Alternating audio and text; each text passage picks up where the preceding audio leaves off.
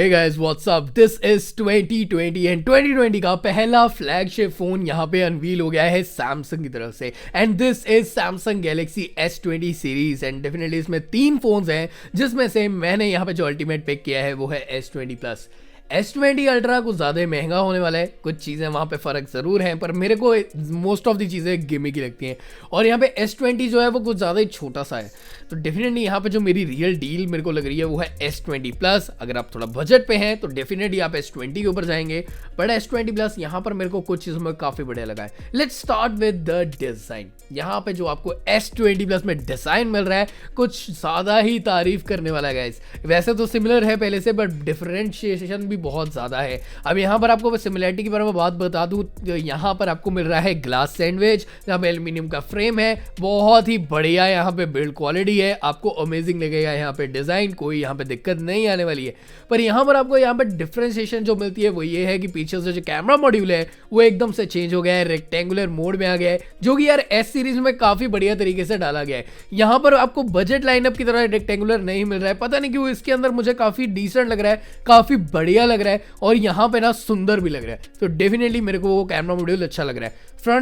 Front side से बात करूँ तो सैमसंग ने जो फ्रंट साइड बनाई है ना गाइस, उसको देखकर एक ही रिएक्शन था, वाओ मैन। बढ़िया फ्रंट साइड से क्या आप देखोगे ना, इसके जो बेजल्स है वो एकदम से मिनिमल कर दिए गए हैं और आपको बहुत ही ज़्यादा अच्छी लगेगी डिस्प्ले। वैसे ओवरऑल डिस्प्ले ही दिखेगी, बेजल्स तो यहाँ पे नोटिसेबल ही नहीं है। और साथ ही में यहाँ पे जो आपको पंच होल मिल रहा है सेंटर में वो इतना ज़्यादा छोटा है कि मुझे नहीं लगता वो बेचारा डिस्ट्रैक्ट कर पाएगा हमें यहाँ पे वीडियोज़ देखते हुए या फिर गेमिंग करते हुए। एंड येस ऑल्सो IP68 की हमें देखने को मिल जाती है रेटिंग, जो कि आपके फ़ोन को डस्ट एंड वाटर प्रूफ तो बना, वाटर रेजिस्टेंस तो बनाता ही है। बट यहाँ पर एक और चीज़ भाई, जितना सैमसंग पहले एजेस को यहाँ पे बहुत ज्यादा मद्देनजर रखता था, इस बार एजेस को उतना ध्यान नहीं दिया गया है। सैमसंग ने प्रैक्टिकल फोन बनाया कि हाथ में और भी ज्यादा बढ़िया सा रहे, हाथ में यूज करने को ज्यादा प्रॉब्लम ना आए, तो एजेस पे इतना ध्यान नहीं दिया गया है। जो मोस्ट ऑफ द ध्यान दिया गया है वो है बेजल्स के ऊपर। बेजल्स को इतना ज्यादा छोटा कर दिया है कि आपको ज्यादातर डिस्प्ले ही दिखने वाली है। एंड यस, इसकी वजह से S20 प्लस सामने की साइड से बहुत ज्यादा सुंदर लग रहा है और मैं माइंड नहीं करता हूं कि एजेस यहाँ पे हमें देखने को नहीं मिल रही। मोस्ट ऑफ द पार्ट आपको ये फ्लैट डिवाइस ही लगने वाला है।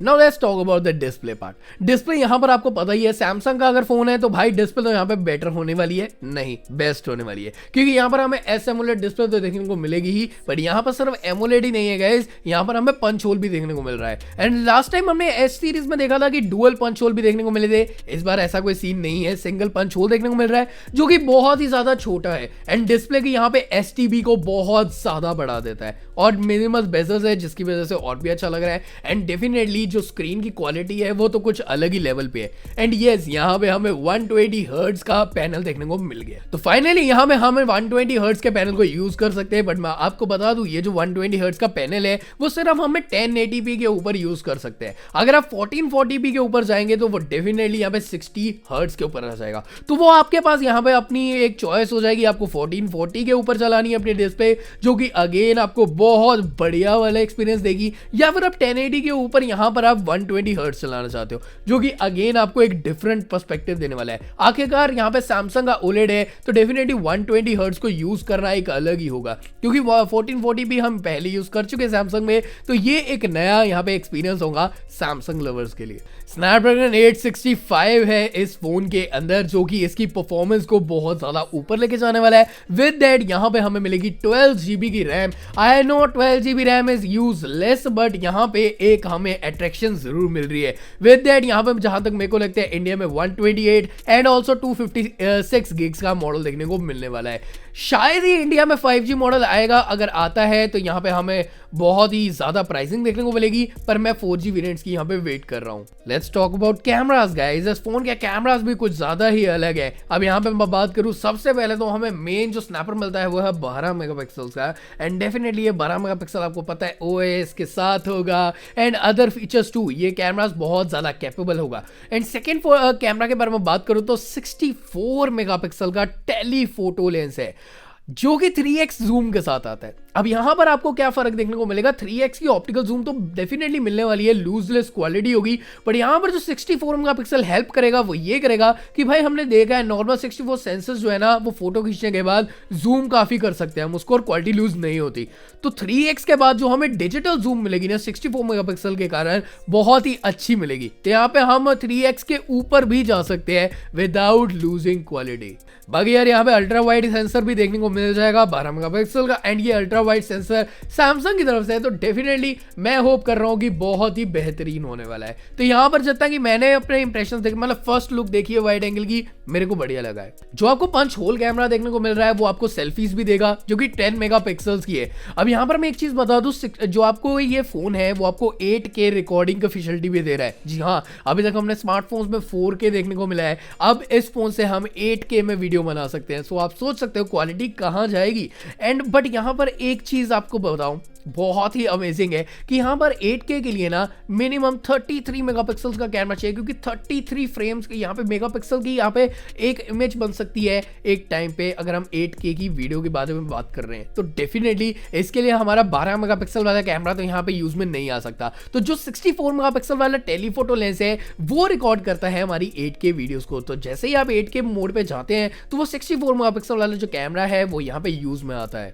एक लिमिटेशन पता चली है मेरे को अभी 8K वीडियो की इस फोन में कि यहाँ पे फोकस ट्रैकिंग में थोड़ी सी यहाँ पे प्रॉब्लम है। तो डेफिनेटली 8K अभी इंट्रोड्यूस हुआ है तो कुछ लिमिटेशंस तो हमें देखने को मिलेंगी ही। बाकी यार एमोलेड है और इतनी बड़ी डिस्प्ले है तो यहाँ पे फायदा तो उठाया जाएगा, इन डिस्प्ले फिंगरप्रिंट स्कैनर हमें देखने को मिल ही जाएगा। बाकी यहाँ पे मैं अपने कैमरास के साथ बहुत ज्यादा उम्मीद करके बैठा हूँ कि कैमरास बहुत ज्यादा बढ़िया होने वाले हैं। फर्स्ट इंप्रेशन के साथ मेरे को कैमरास काफी अच्छे लगे, डिसेंट लगे हैं, और यहाँ पे मेरे को लगता है कि क्वालिटी मेंटेन की होगी सैमसंग ने।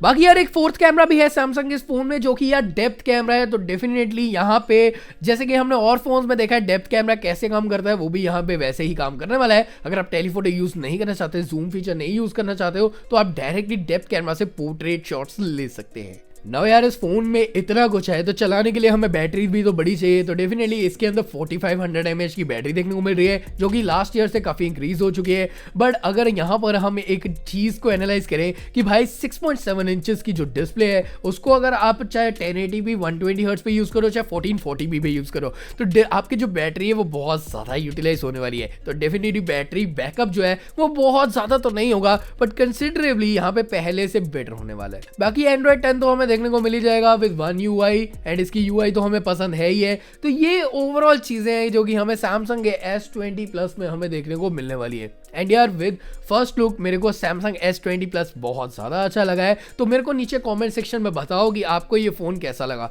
एंड डेफिनेटली मैं यहाँ पे नहीं कहता कि जिसके पास 10 सीरीज है वो 20 सीरीज में अपग्रेड करे, पर जो पहले के लेकर बैठे हैं वो यहाँ पे अपग्रेड कर सकते हैं। डेफिनेटली एक अच्छा फोन निकल कर आया है। बाकी देखना होगा इंडिया में इसकी प्राइसिंग क्या आती है और जो फाइनल प्राइसिंग होगी इंडिया की उस बेस पे देखेंगे कि हमें इसको परचेज करना है कि नहीं करना है। अभी के लिए इतना ही। Samsung S20 Plus I like that, and कुछ चीज़ें बहुत अच्छी लगी हैं एंड कुछ चीज़ें थोड़ी ठीक ठाक हैं, बट जो भी है फ्लैगशिप लेवल फोन है यहाँ पे सैमसंग का, ऑब्वियसली मेरे को पसंद आया। आप बताओ अपने थॉट्स इसके बारे में नीचे कमेंट सेक्शन में। मैं आपको मिलता हूँ नेक्स्ट वीडियो में, तब तक अपना चैनल लग रखे ख्याल की smiling and obviously guys love you, bye bye.